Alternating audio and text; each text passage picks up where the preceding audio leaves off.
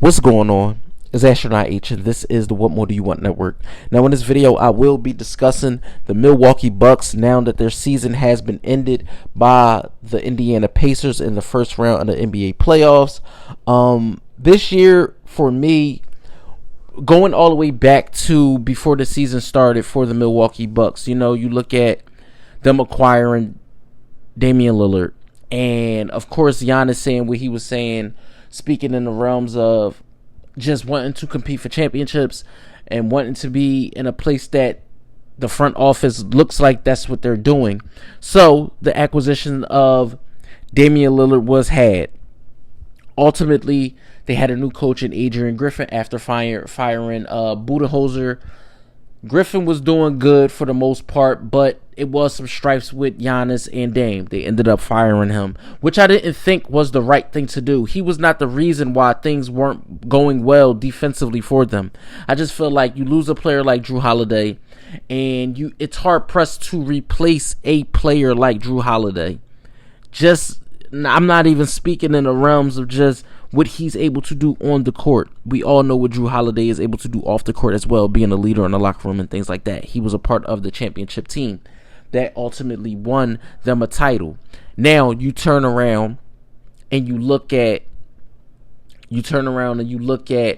what the Bucks did, ultimately being one of the top seeds in the East. Not having a 1 or 2 seed, but ultimately being a team that was top 3 in the East. You face a team like Indiana in the first round. Giannis goes down before the season, right before the series starts.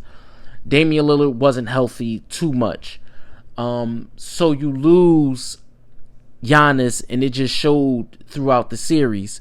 Now, losing to the Pacers and losing in the fashion that they did, but fighting, Chris Middleton, still having guys like Patrick Beverley, Bobby Portis, and things like that. It just wasn't enough to overcome what the Indiana Pacers were able to do offensively and defensively versus the Bucks. Now, going forward, what should the Bucks do now that the season is over? First things first is get healthy. That's first things first. Just get healthy. Get Giannis healthy. Get Damian Lillard healthy, whether it's the Achilles, whether it's the calf, whatever Damian Lillard is dealing with, whatever Giannis is dealing with, get those guys healthy. That's first and foremost. You look at the books and you see who's on the books for next season, what guys are you going to bring back next season, whether it's Patrick Beverley, maybe you'll bring him back next season, and you look at guys who's under contract for next season. If you're the Milwaukee Bucks, you look at Doc Rivers and you look at what he was able to accomplish in his time. He wasn't there for the beginning of the year, so he had to do what was best in the time period and the time frame that he had. Now, when Doc has a full season under his belt, we can see what that looks like with this Milwaukee Bucks team. Hopefully Giannis, like I said, Giannis and Dame are healthy going into next season. Whether or not guys need surgery or, whatever the case may be, you look at what, the rest of the roster will look like filled out around these guys. Are they going to try to do some free agent moves or whatever the case may be? You look at the Eastern Conference going forward, and you have to look at teams like Boston. You have to look at Philadelphia. You have to look at New York. You have to look at Indiana, Orlando, Cleveland. What other teams will improve going into next year along with the Milwaukee Bucks? You look at just the landscape of the East. You look at Giannis, who's still an MVP candidate in my opinion. You look at, like I said, the coaching. You look at the front office and what do they want to accomplish with this team, because, like I said, they only are a few years removed from an NBA championship. So if you can find a way to conjure up a core with Dame and Giannis to be able to compete for championships, because that's the reason why you trade for Jrue Holiday.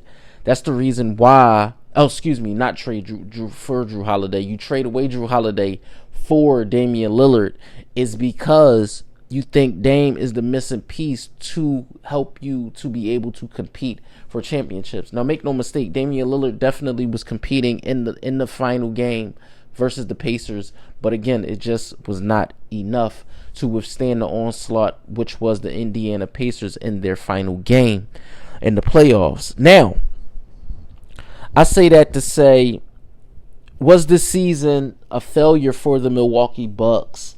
Yes. Last year they lost in the first round to the Miami Heat, who went to the NBA Finals.